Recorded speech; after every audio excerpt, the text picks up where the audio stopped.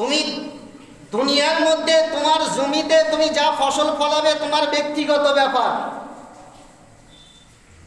কিন্তু দ্বীন-ই ইসলামের মধ্যে তোমার ব্যক্তিগত কোনো মত দ্বীন-ই ইসলাম অ্যাকসেপ্ট করে না। দ্বীন-ই ইসলামের কথা মেনে তোমাকে চলতে হবে, শরীয়তের দায়রাতে থেকে তোমাকে সেই সমস্ত জিনিসগুলি মেনে চলতে হবে।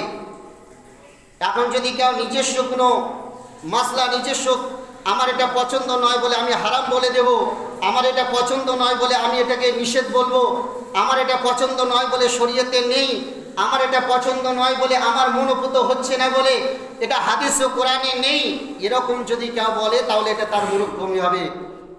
তোমার এতটুকু তোমার ওই বিষয়ে জ্ঞান নেই, কিন্তু তুমি এটা বলতে পারো না যেটা হাদিসে নেই, কারণ তুমি হাদিস সম্পর্কে কতটুকু জ্ঞান রেখেছো, তুমি হাদিস সম্পর্কে তোমার ভিতরে কতটা দক্ষতা রয়েছে, তুমি কি হাদিস ও কোরআনের সঠিক মূল্যায়ন করতে শিখেছো, তুমি কি হাদিস ও কোরআনের সঠিক তরজমা পড়তে শিখেছো? আজিজানে মোহতারাম, ইয়ার জন্য জ্ঞানের অধিক প্রয়োজন রয়েছে। আমাদের মতো, আমি তো আলিম, আমাদের মতো, আমার মতো না, আমার মতো তো দূরের কথা, সাধারণ পাবলিক কি করে পারবে? তো আজিজানে মোহতারাম, যদি দলবদ্ধভাবে একজন ব্যক্তির যদি দোয়া করা নিষেধ হয়, তাহলে একই মানুষ মসজিদে যদি ইমামের পিছনে, ইমামের সঙ্গে যদি দলবদ্ধভাবে দোয়া করান যদি সঠিক না হয়, তাহলে ওই মানুষটাই আবার কবরস্থানে যে দলবদ্ধভাবে দোয়া করবে, এটা কি করে হয়? আরে ভাই, তোমার নিকটে তোমার মতি, তুমি তো হাদিস কোরআন জানো না অতখানি, কিন্তু তোমার মতি ইমামের সঙ্গে আমির আমির বলা, ইমামের সঙ্গে দলবদ্ধভাবে দোয়া করা, তোমার যদি এটা ভুল মনে হয়, তাহলে তুমি একই মানুষ মসজিদে দোয়া করলেন না আর কবরস্থানে গিয়ে দোয়া করলে, এটা তাহলে ওই ব্যক্তির জন্য কতখানি গ্রহণযোগ্য? আল্লাহ তাবারক তাআলা পুরুষ তৈরি করেছেন, নারী তৈরি করেছেন, আর এক শ্রেণী তৈরি করেছেন, সেটা হচ্ছে খুনসা, যাকে আমরা সাধারণত মাতৃভাষায় জানি হিজড়া। কি হিজড়া? তো এক হচ্ছে পুরুষ, এক হচ্ছে নারী, আর একটা হচ্ছে হিজড়া। তো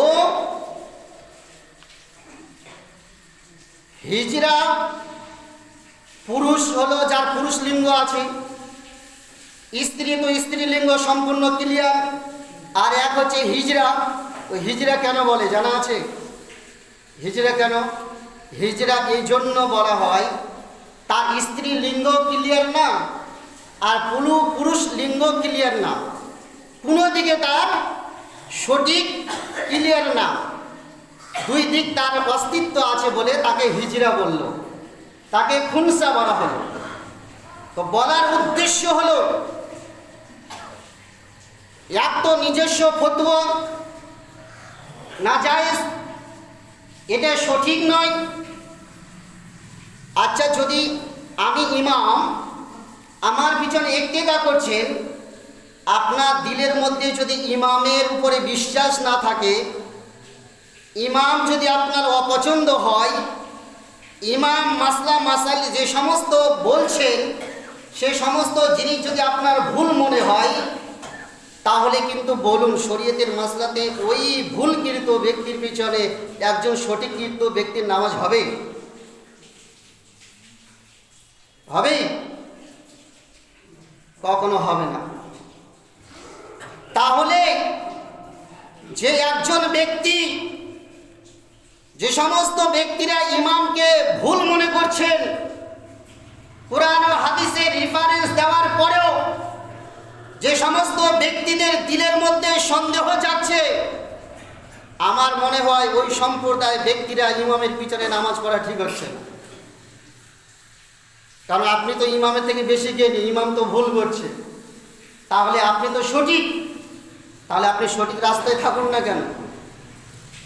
যে কোনো এক রাস্তায় থাকুন না কেন, আপনি আপনি এই জায়গায় আপনার জন্য সঠিক নয়, কবরস্থানে সঠিক। একই মানুষ, এখানে আপনার জন্য হাদিস আলাদা হলো, আর কবরস্থানে গিয়ে আপনার জন্য হাদিসের বিধান আলাদা হলো। যার জন্য বলার উদ্দেশ্য হলো, শিক্ষিত সুধী সমাজ, বলার উদ্দেশ্য হলো ওই খুনসা ওই হিজড়ার মতো দুই দিকে থেকে লাভ নেই। হয় একদিকে থাকুন, নিজেকে আহলে সুন্নাত ওয়াল জামাতের ব্যক্তিত্ব বলবেন, একজন নিজেকে হানাফি বলে নিজেকে দাবি করবেন, আর একজন হানাফি বলে নিজেকে দাবি করে কখনো বলবেন কবর জিয়ারত ঠিক নয়, কখনো বলবেন ইমামের পিছনে দোয়া করা সঠিক নয়, কখনো বলবেন যে 8 রাকাত তারাবি। এ তো আহলে সুন্নাত ওয়াল জামাতের আকীদা নয়, এ তো আহলে সুন্নাত ওয়াল জামাতের এটা তো চরিত্র নয়, এ তো আহলে সুন্নাত ওয়াল জামাতের এটা স্বভাব চরিত্র, এটা আখলাক নয়। আর আহলে সুন্নাত ওয়াল জামাত যা করে কোরআন ও হাদিস ইজমা ও কিয়াসের ভিত্তিতে করে।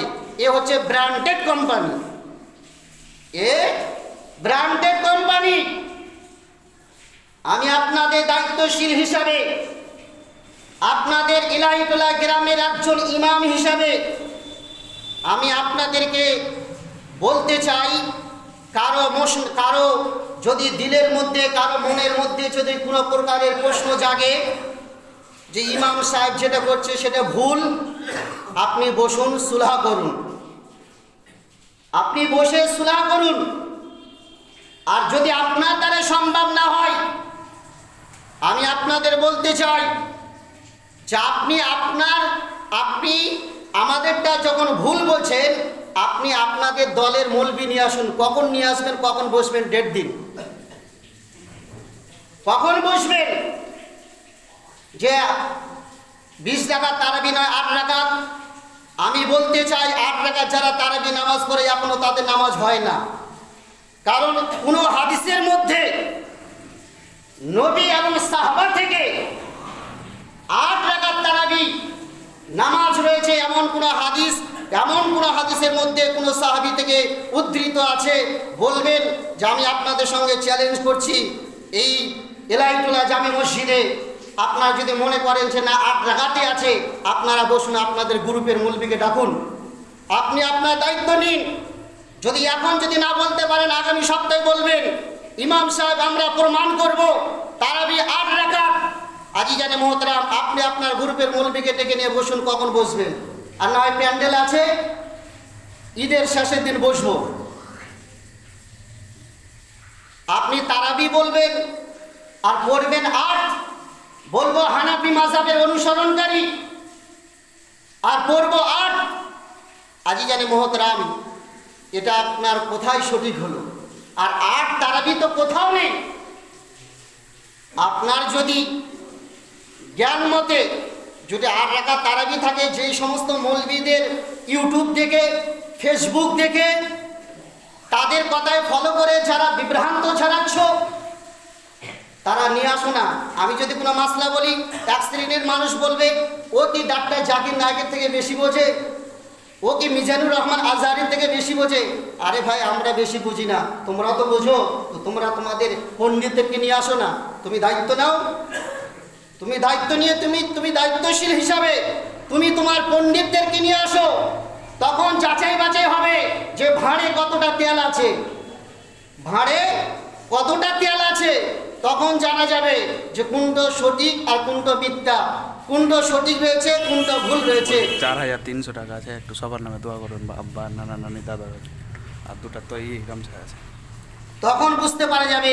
আজিজানে মোহতারাম, তাই বলার উদ্দেশ্য হলো, বলছিলাম নাম বলবেন না, তাই বলার উদ্দেশ্য হলো শিক্ষার শেষ নেই, শিক্ষা অর্জন করুন, তালিম নিন। ওই অল্প পড়ায় ভয়ঙ্কর আর খালি কলসি বাজে বেশি, এরকম মন্তব্য নিয়ে কেউ কোনো রকম সমালোচনা করবেন না। আজিজানে মোহতারাম, ইমাম রেখেছেন, জানার বিষয় হলে, আমি এখনও বলছি, জানার বিষয় হলে আপনারা বসুন, আপনাদের সঙ্গে বিবাদ না, ঝামেলা না। জানার বিষয় হলে আপনি জানুন, আপনি আপনার মতটা পেশ করুন, কোথায় আছে, কি করেছেন, আপনি পেশ করুন, তারপরে দেখা যাবে সঠিক কোনটা। আর দুটোই যে সঠিক হবে তা তো না, দুটেই সঠিক হবে এমন তো না।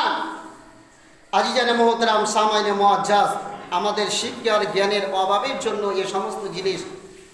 বস্তা দেখেছেন, আলুর বস্তা, তো আলুর বস্তার মধ্যে যদি কোনো একটা আলু পচা থাকে, তো ওই একটা আলু কিন্তু ওই ভালো আলুগুলোকে পচিয়ে দেয়, পচাই তো। কোনো পেঁয়াজের বস্তায় দেখবে একটা পেঁয়াজ পচে গেলে ওই পেঁয়াজের বস্তায় একটা পেঁয়াজ, ওই পচা পেঁয়াজটা অন্য গায়ে টাচ লাগতে লাগতে ওই ভালো পেঁয়াজগুলোকে পচিয়ে দেয়। তো আজিজানে মোহতারাম, তেমনি এই সমস্ত ব্যক্তিদের থেকে দূরে থাকবেন। যদি তোমার ভিতরে এতই দক্ষতা, তুমি যদি এতই পণ্ডিত্য হয়েছ, তোমার বুকে যদি এতই বল থাকে, তা আমি তো বলছি বসুন না। কেন বসছেন না? যদি আমাদেরটা ভুল হয় তো বসছেন না কেন? আপনার সঙ্গে যুদ্ধ করব না লড়াই করব, না হাসুয়া তলোয়ার নিয়ে আপনার সঙ্গে আপনাকে কাটাকাটি মারামারি করব? আরে ভাই, মাসলা সম্পর্কে কোনো মতবিরোধ হলে তার সুলাহ আছে তো, তার মাসুয়ারা আছে তো। আজিজানে মোহতারাম, তো ওই পচা আলু ওই ভালো বস্তার মধ্যে থাকলে ওই একটা পচা আলু সকলকে পচিয়ে দিবে ধীরে ধীরে। তো পচা আলুকে বের করে ফেলতে হবে।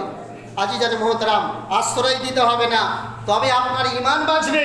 নচেত ওই পচা আলুর সঙ্গে যদি টাচ করে থাকেন তো আপনারও ঈমান বরবাদ হবে, আপনারও সমস্ত জিনিস বেঘাত ঘটবে। যার জন্য সতর্ক বার্তা দিতে চাই, সঠিক জিনিস মূল্যায়ন করতে শিখুন, সঠিক জিনিস বুঝতে শিখুন। অযথা হারাম হালাম এইখানে বসে ওইখানে গুজব ছড়িয়ে আপনার লাভ দিবে? আরে সঠিক জিনিস জানতে হলে সঠিক জায়গায় আসুন। ফাঁকা জায়গায় ঢেল মারতে পারে সবাই, ফাঁকা জায়গায় সব কিছু করতে পারে, নরম মাটি বলে বিলেই হাগে। আজিজানে মোহতারাম, তো যেখানে যেটা জিনিস হবে সেখানে যাও না, সেখানে যাচাই করুন, তবে বুঝবো যে হ্যাঁ তোমার ভিতরে কতটা দক্ষতা আছে, তোমার ভিতরে কতটা জ্ঞান আছে, তবে বুঝবো হ্যাঁ তুমি একজন বাপের বেটা। কত বললো 4000 কত?